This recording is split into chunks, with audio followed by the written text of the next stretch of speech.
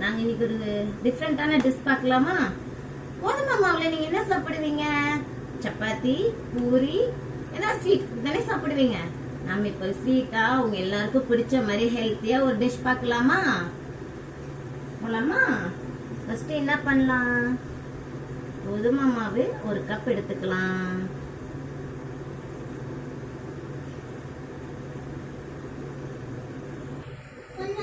ஒரு கப் கோதுமை மாவு,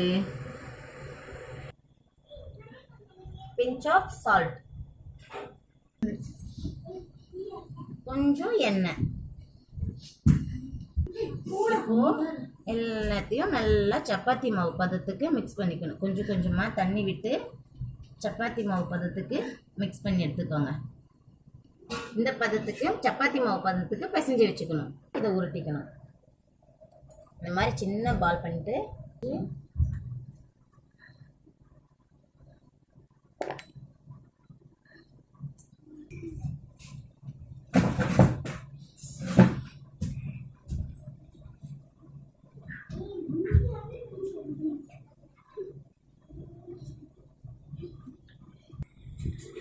இந்த மாதிரி தரப்பிட்டு ஒரு நைஃப் வச்சு இதை சின்ன சின்ன பீசஸாக கட் பண்ணிக்கணும்.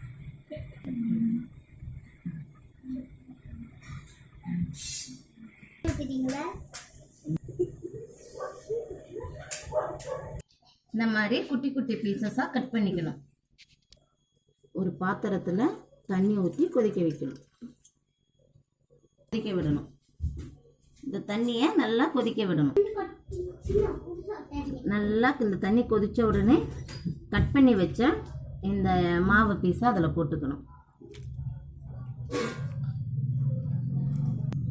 இந்த மாவு துண்டுகள் ஒரு 10லேருந்து 15 நிமிஷம் நல்லா வேகணும்.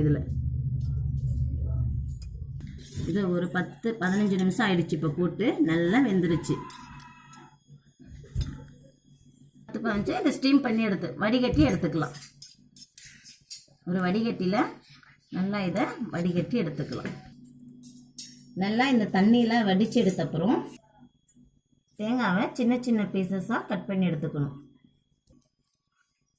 இந்த மாதிரி துருவி எடுத்து வச்சுக்கோங்க.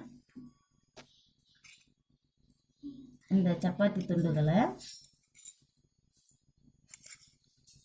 போட்டு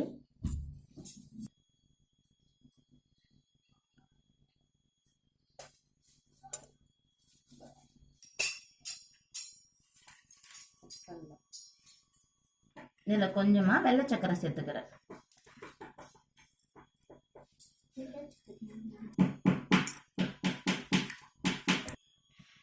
இப்போ ரொம்பவே ஹெல்த்தியாக ஸ்வீட்டாக குழந்தைங்களுக்கு ரொம்பவே பிடிச்சமான புதுவிதமான டிஷ் ரெடி.